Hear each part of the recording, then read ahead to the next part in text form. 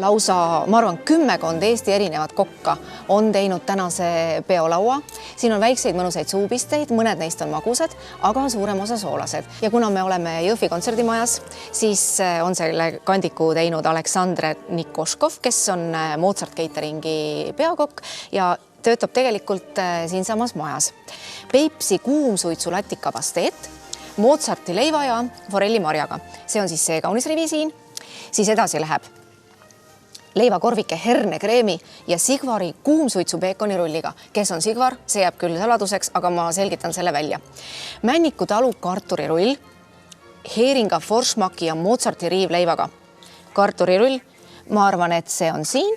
Ja lõpetuseks siis üks imeilus, tundub nagu see oleks lausa magustoit, aga võta näpust.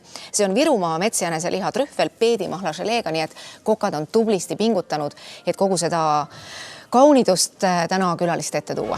Nüüd ma olen siis siin, kus valmivad kõik need presidendi vastuvõttu hõrgutavad suupisted ja kokku on need umbes 15 000 ja loomulikult on nad siis sellises formaadis, et inimene ei pea istuma noe ja kahvliga taldriku äärde, vaid saab mööda minna saarata ja selle kohe suupista. Mis te ise välja tooks? Mis siin kõige rohkem vaeva on nõudnud nendest, mis teil siin on? No ma arvan, et neid samad, mis te siin praegu näete, et ikkagi siin on selline puhas käsitöö.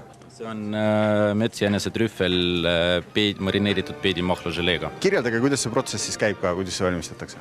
No, kõigepealt see jänes oli mooritud 2 ööpäeva ja pärast poole tehti sellise knellimassi sellest, keerasime sellised kuulikesed, siis tegime eraldi sellist želeelehed, siis panime peale ja siis kergesti kõrvetasime, et ta läheks nagu, võtaks seda sama ümargust vormi.